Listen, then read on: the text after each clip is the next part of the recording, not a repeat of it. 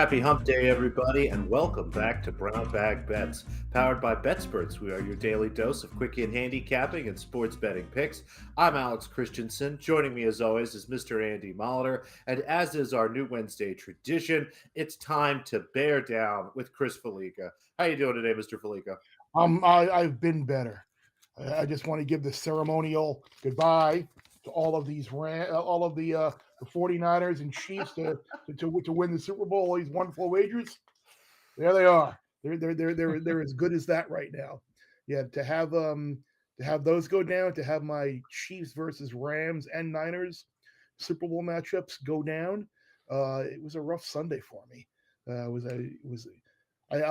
had made the violation of like the number one rule, I guess, is I actually had just counted on the Super Bowl props actually just hitting the account, and then Patrick Mahomes and Andy Reid had some other ideas right before the half there. But hey, we got over it. It's a new week, and we'll have some fun with the actual Super Bowl now itself.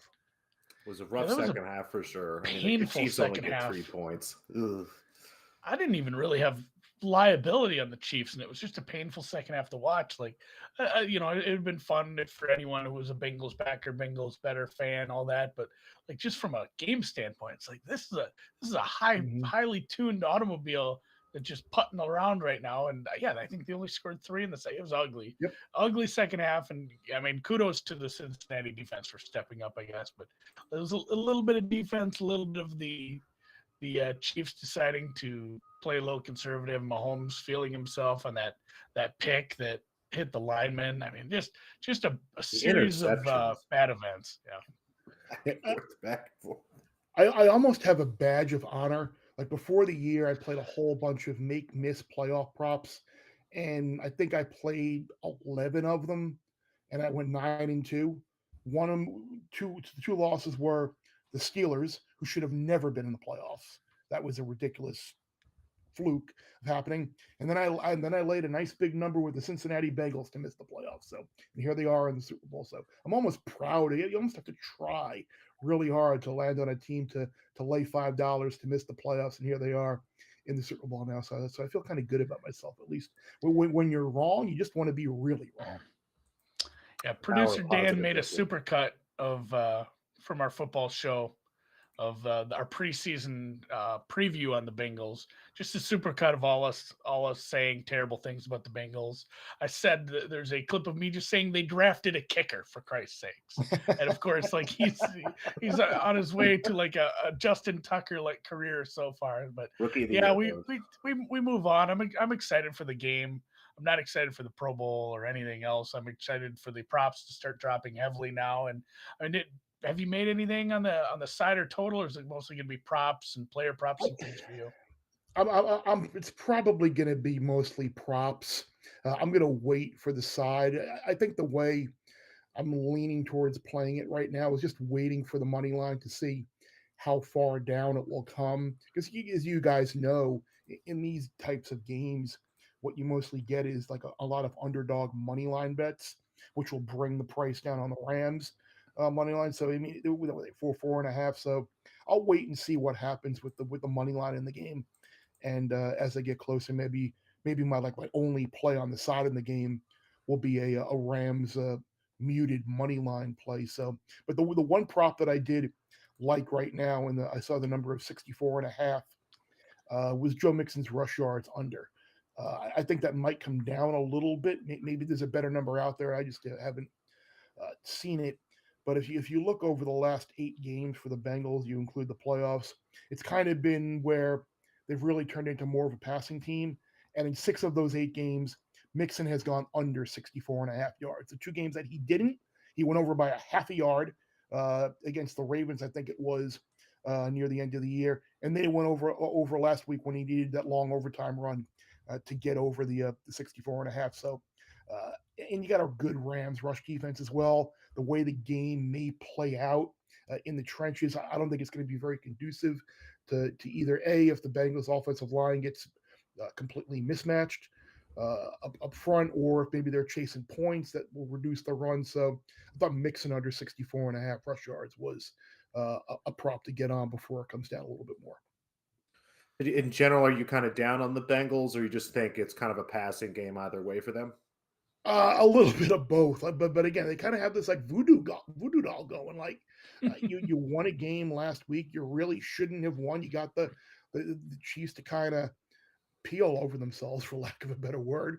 And the week before, you won a game where the Titans, who they had a little voodoo doll going there with Tannehill and turning the ball over, and the play calling in that game, and then they won a game despite stalling in the red zone a whole bunch of times. So they're winning. More power to them, but eventually you gotta wonder how that offensive line will fare in a game like this. I mean, we brought up instances in the past like, oh, they're here, and anything can happen now. And then you look at last year in the Super Bowl, like leading up to the game, we talked about like the only thing that could really derail the Bengals is the Chiefs' offensive line, and their offensive line was terrible. They couldn't block, and even Patrick Mahomes couldn't lead the Chiefs to a win in a game like that. So maybe will the same thing happen again this year with a bad offensive line going against a superior front? So yeah, look, it may as well go down with the ship, right? I was Yeah, anti-Bengal at the start of the year, and I was anti in the last week as well in terms of the money line. So may as well take one more swing, right? I It's the like it too power. with the game state. Like just more often than not, the Rams are leading this game, and the Bengals will have to rely on the passing game. And even against a worser front last week, it's a better, like you said, it's a better rush defense this week. Or if you want to go back to the Kansas City game, there were a lot of first down runs that didn't go for anything. Like if there's going to be plenty of that, and they're playing from behind, they have to throw. I kind of like that one too, and just unders in general. When you get so many, like this is a week where more of the public is going to be on player props than ever before, and overs are likely not going to have a lot of value just based on not only that, the totals coming down. The market in general thinks offense and scoring will be at a premium. So I like It's that. so I funny like you that just quite a mentioned bit. the total. It's so funny you just mentioned the total because I actually had under 55 in that game last week, and here I was before the half when they got held out of the end zone. I'm like, oh yes, great, going to be whatever it was, 21-10 or whatever at half. Okay, it really would have been brutal because they score there, then they score to start the second half, and the game's going to go flying over. And little did I know at the time that I was going to come back and regret and forget that. Said, hey, we've killed the Chiefs, but please allow me to not keep Kyle Shanahan immune to this discussion too. Like, what a debacle! I mean, as bad of a game as Sean McVay coached with the idiotic challenges between Shanahan not going for it on 4th and 2, the timeout debacle at the end of the game, Debo Samuel not touching the ball in the final 12 minutes of the game, Kittle having 2 catches, like McVay challenged, and you got an extra 2.5, 3 minutes or whatever it was on 4th and 2 from the 45-yard line to draw up your best play. What's my best 2-point conversion play for either Kittle or Samuel or whatever it is, and you still punt? Like, I Yeah. feel bad for Tart because he's getting killed because he dropped the arm punt interception, but stuff like that happens in games. But for Shanahan to completely butcher that, and if you go for it and you don't get it, fine, you give him the ball there. But if you go for it there, you're probably going to be in field goal range at the very least, and that completely changes the complexion of the game. And look, it's not like the Rams didn't have a 97-yard touchdown drive or whatever it was earlier in the game. So pumping the ball really did you no good. And as you saw, a couple plays later, they were already past midfield. So I just had to get one last Kyle Shanahan rant off my chest and It's let okay. it This is a all time out. for Now I healing. can officially move on. Full agree on that. Like that challenge, it wasn't just like Rams bettors that I knew weren't just mad that it was a horrible challenge. Like you said, it's like you're giving him enough time to realize he's screwing this up. Like he's going to sit there and finally realize, like, oh, we should just go for this and end the game. Like we can just win the game if we get this 4th down. Like that's it. And the punting gains us how many yards? Maybe if this goes in the end zone, it's like a net 20-yard punt anyway. So hell with it. Let's just do this. And they never did. It's a lot of what ifs in the NFL playoffs, but that one will probably haunt Shanahan, who has plenty of skeletons in his closet in that that regard already Add to during it. his career. It's Yeah, going to need adding he's to going to need a that. bigger walk in real soon. Um, Speaking of Los Angeles, as we are heading there for the Super Bowl, we've had some news in college this week. A lot of transfer portal shit that I just can't keep up with. Yeah, Like that's me neither. I even if it was my full-time job, I think I'd struggle to keep up with all the transfer portal stuff. But the big one this week was Caleb Williams heading out. He's a Trojan. USC is building something, but are they building something this year? And you kind of want to talk about some of these odds. You think they've taken too big of a swing after the Lincoln Riley, the Caleb Williams stuff? Yeah, I think for 2022 they certainly are, and I'm someone that made a Caleb Williams Heisman bet at like 65 to 1 right after that Texas game, and assuming that he was going to take the job. And I thought, why not? At that time, Bryce Young was favored, and he did wind up winning, but it wasn't certainly a lock, and he wound up losing a game. Um, but you look later in the year, Williams wound up struggling in that stretch against Iowa State, against Oklahoma State, and there was one other game in there too, that Baylor.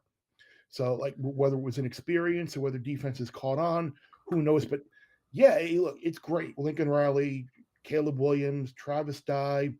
But I mean, what are you going to do about the defense? I mean, this is a team that was outside the top 100 last year defensively in terms of points allowed per drive. I'd love to find out from either Mel Kiper or Todd McShay or one of the draft, like, how many like draftable guys does SC have on the two deep right now? Like, their best player was Drake London, and he's gone. I think this is a team that was 4-8. It's not like they were close last year. They were 4-8, and you lose your best offensive player. Yeah, you got Riley coming in, but defensively they're going to need to be a lot better. Yeah, the recruiting is going to pick up now, but this is like a 2023, 2024 type deal. I get the excitement. I get people want to have SC and the Pac-12 back in it, but UCLA is not going anywhere with Chip Kelly, with the guys they have coming back. Arizona State isn't going anywhere with the way they've recruited and the guys they've got coming back. Oregon State is better. Notre Dame is still going to be a good team in Marcus Freeman's first year. Like 9-3 would be a great year for Lincoln Riley and SC this year. And I think probably the way to play this, I would assume their win total is going to come out probably 8.5.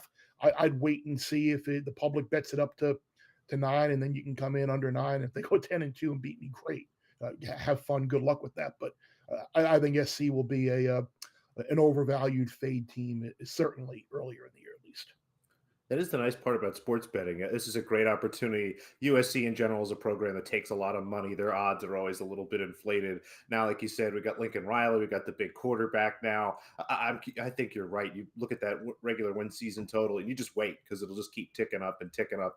And once it gets to 9, I wonder if it even gets to 9.5. That's a good point. It could. I mean, and sorry, Dan, producer Dan, cover your ears. But if you just bet Texas and USC win totals under for the last 10 years, you've got a pretty nice nest egg right now, because those teams are overvalued seemingly every year, and the public just, and Miami too for that. I can punch myself in the face, and I can be the butt of the joke as well. But yeah, USC, Miami, and Texas unders, it's a pretty good living right there if you've done that. Yeah, public teams like that, and like you said, that we kind of dog on the Pac-12 sometimes, but there's some good teams out there, and like Jaden Daniels is back, and like you said, UCLA, and maybe a little love for the Oregon teams. It's not, and Christ, Utah. Like, I was just going to say, and Utah. Like, I didn't even throw Utah around by them again too. Yeah, it's not going to be just recruiting's all better now, so we're going to win 11 games suddenly. Like you said, it's probably a 2-year thing, and it'll be something I'll probably start looking at in the markets. Whenever somebody's odds drop precipitously like this for Heisman, usually find some value in somebody else. So I'm going to go take a look at that. Probably, I think I got time. Heisman markets will be open for a while. Don't have as much time for this. It's not a Wednesday start this week, which I kind of woke up wishing I had golf today. But how great was that last week? Yeah, the theme here is definitely California. As we're the Monterey Peninsula there, and Pebble Beach. Well, Pebble Beach / Spyglass / Monterey. It's another goofy, using 3 different courses. But you had some action here in this one too. Yeah, but speaking of like not as much time, I forgot about the very big event, the Afcon semifinals being taking place today. And before I get to the golf picks, I just wanted to squeeze in. Yeah, I played Burkina Faso and Senegal draw at plus 190. Every single match Burkina Faso has played in this tournament has been either a draw or a 1-goal game. So it's probably not going to get away from them. It's just the way they play, and especially against Senegal too. If you look at the last 11 matches these two nations have played, 7 of them have been a draw. And I think with so much at stake, so much on the line, we've seen a good number of these knockout round games already go to extra time and eventually on to kicks that I think a team in Senegal, which really has had trouble scoring despite the presence of Sadio Mane. I think draw is probably a good player because you're really never going to be. I'd be surprised if a team took a multi-goal lead here. So Senegal, Burkina Faso draw plus 190 was the number that I got this afternoon. I think it starts at 2:00 Eastern. But for the golf, I mean, it's a weird event because it's the Pro-Am. You've got only 10 of the top 50 players in the world here because you got the Saudi event as well. So when you've got a field like this, I mean, the two ways to play it are either A, just go heavy at the top with the best guys, or B, kind of throw a couple of darts and see if you can get a couple of long shots. And so I'm going to give you one guy in each category to win. Patrick Cantlay is the obvious name along with Daniel Berger. Berger, I will play top 10 just as defending champ, and the way he is a couple of top 10s in his other 2 appearances, despite last year that one off to a great start. So Berger even money top 10 seems like a pretty safe bet. And normally I wouldn't lay these big prices to make the cut, but I'd probably look for a make miss with Cantlay and Berger, and you'll probably have to swallow a little bit and hold your breath. But I would play them both to make the cut and just kind of take your chances. But Cantlay plus 650 to win, minus 110, top 10, somewhere around there. Cantlay finished 3 back, I think it was, at Berger last year. A couple of top 10s to start the year. I mean, I'd be surprised if he did not factor in come Sunday. Maverick McNeilly is someone who's getting a lot of run this week. Kind of blew up late last week, but again, Stanford guy, loves it here. Basically grew up on the course. A couple of top 5s in this event as well. He's plus 250 to finish in the top 10, so I'd probably go there as opposed to just a win bet, because I think that win prices come down quite a bit. Kevin Strielman is someone who hasn't played well lately, but he's got 6 straight top 20s on this course. Like I said, he hasn't had a top 20, I think, since August, but maybe the return here, I think he's like close to 2-1 to finish in the top 20 and like 3.5-1 to finish in the top 10. And then the other guy I'm going to take a chance on to win on the other extreme of Cantlay is Mckenzie Hughes. He's around 50 or 60-1 to win, and he's 4-1 to finish in the top 10. The course really doesn't affect guys who can't hit it long. And obviously Hughes is not one of the longer hitters on tour, but he'll find fairways. He's in the top 20 in strokes gained total, strokes gained putting, strokes gained around the green. So like his complete game outside of the distance should put him in the mix here. Couple of top 5s in the fall, in winter, right in that wraparound type season. Couple of missed cuts here his last recent appearances, but he does have a top 10 prior to that. So it wouldn't surprise me if his game kind of shows up this week after a year or 2 off from being at Pebble. His ranking is higher than it's ever been. So I think the fact that his game is in a better position now than what it was earlier in his career when he was missing cuts here, I think he's someone to take a look at to finish in the top 10 or potentially win at a longish type price. I get down with that. Especially, I like the Strielman one a lot. You kind of said it. You said it exactly right. He's not playing well, but Pebble Beach is like his slump buster. He just loves this course. He plays well there all the time. He gets 2 rounds on it. I think he has a definite shot to play well. I'll be using him in some DFS, and yeah, I like all that, especially the Mckenzie Hughes shot there. Another guy that I've played a little here and there, but that's a decent sized number, especially with Zal's out with COVID, and we'll see, it might just be a runaway with like Berger or Cantlay. Cantley's playing almost maybe as good as anyone right now. It's hard to put people in the same level as John Rahm, but Cantley is damn close, and it might just be a boring Sunday, which is fine. I'll get some chores done, and we'll just bet again next week. Yeah, it feels like remember like for a couple of years, like we were waiting on Rahm to break through and win a major. Like it feels like Cantley's that next guy who's going to be one of the younger guys to kind of come through and win a major. Remember, he led after the 16th hole or on the 16th hole on Sunday at the Masters. The year was it the year Tiger won or the year before? I can't remember, but he put together a great weekend. So he's someone at Augusta that I would certainly think, or even maybe one of the other majors this year. You got what? St. Andrews. You got Tulsa. You got Southern Hills, and where's the U.S. Open this year? I can't think of it right now. I just have Torrey in my head because I'm looking at the Torrey hat. That's okay. But by the way, before we go, I just need to give you a tip of the cap on a tweet you had earlier. I can't remember if it was yesterday or the day before, but you had a solid tweet about unnecessary stress, and it caused me to laugh out loud. So that was well done. Something about unnecessary stress, like right around Christmas break or so. So that was well done. Oh yeah, no, that's you don't need those kind of sweats in your life. No. We have enough of that gambling every day of the life.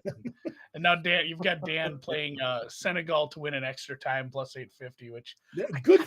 We didn't even talk about the Burkina Faso pick. Like it makes me think of like the Euros, like in knockout rounds. If things are tied up late, you get to that 70th minute, shit gets cagey. Nobody wants to make that mistake that cost them their team late.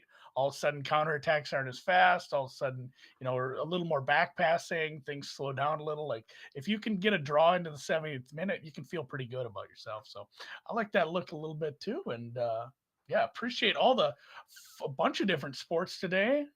Thank you again for joining us. And we'll wish you luck at Pebble Beach and with any Super Bowl props you place. And we'll catch you again next week, Bear.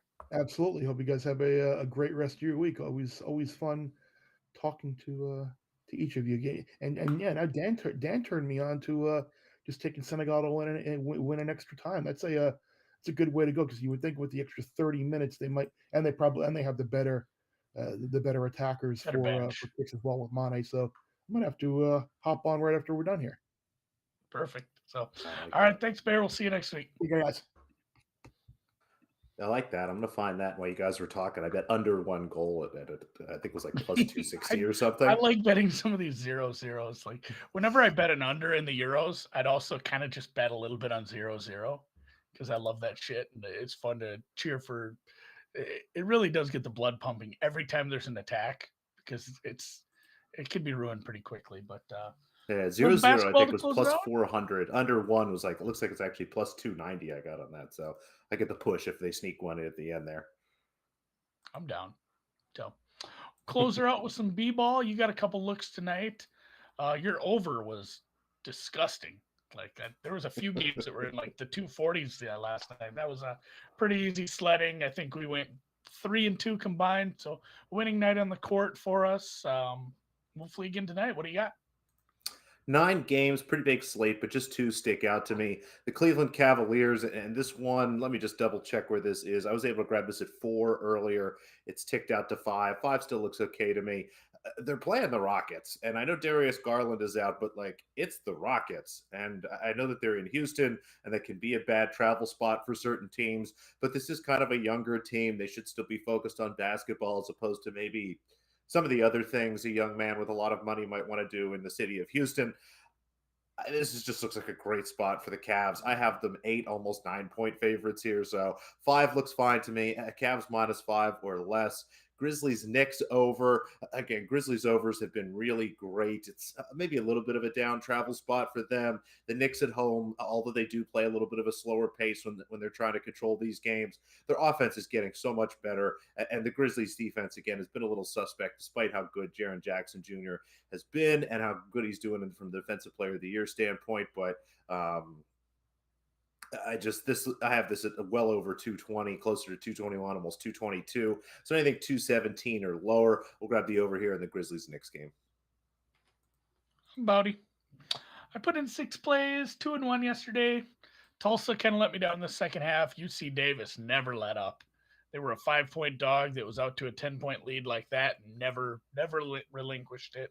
Beautiful look there. I think my total, I didn't really pay attention, but I feel like it was tied late and I had an under and it didn't go to overtime.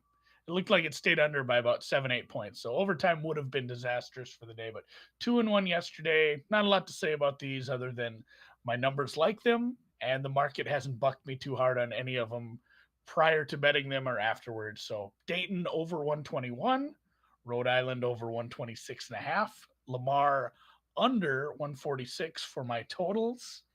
And then Drake favorites, no dogs today. This is a very unprecedented day. I will bet favorites, but 3 in the same day feels a little weird. Starting with, I'm going to start at the bottom. USC Upstate is someone I've bet a bunch, but it's not like the market has not adjusted enough. Like, I get that they're a road favorite and they were kind of a bad team, thought to start the year with some some nice wins, but I still make this a bigger favorite. So USC Upstate -2. The Campbell Camels -2.5 is another one I like, and Drake -4.5, which is the one that scares me the most. Nothing on the Missouri Florida game, but if somebody has some action in that one, we have a 2 p.m. Central Time college basketball game that you could certainly parlay with your Afcon plays if you were that sort of degenerate that needed some real blood rush to the head this afternoon. And with that, let's call it a Wednesday, huh?